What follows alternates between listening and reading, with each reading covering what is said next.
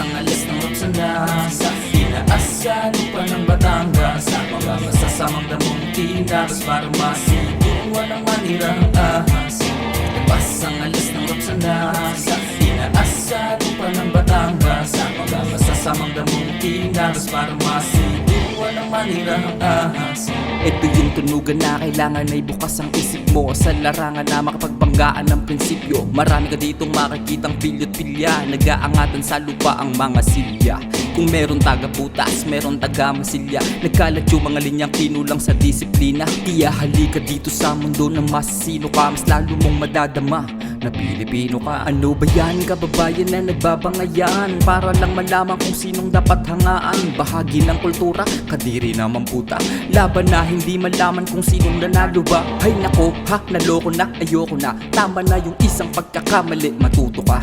Pakitang tao pero ba't ngiti niya'y parang aso, sa industriyang kinakagat kahit walang atraso. Labas ang alas ng Roxana sa tinaas sa lupa ng Batangas, sa mga masasamang damong tinagas para masiguan ang manirang ahas.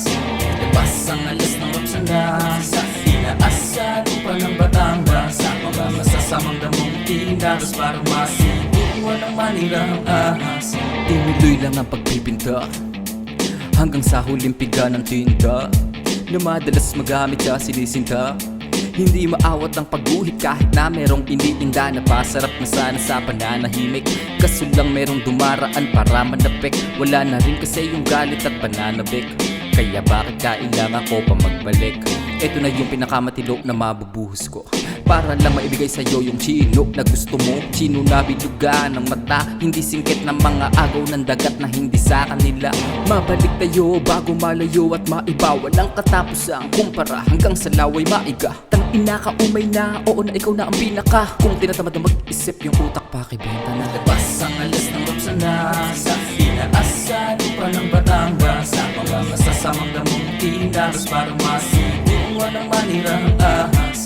Labas ang alas ng Roxana sa tinaas sa lupa ng Batangas, sa mga masasamang damong tinagas para masiguan ang manirang ahas.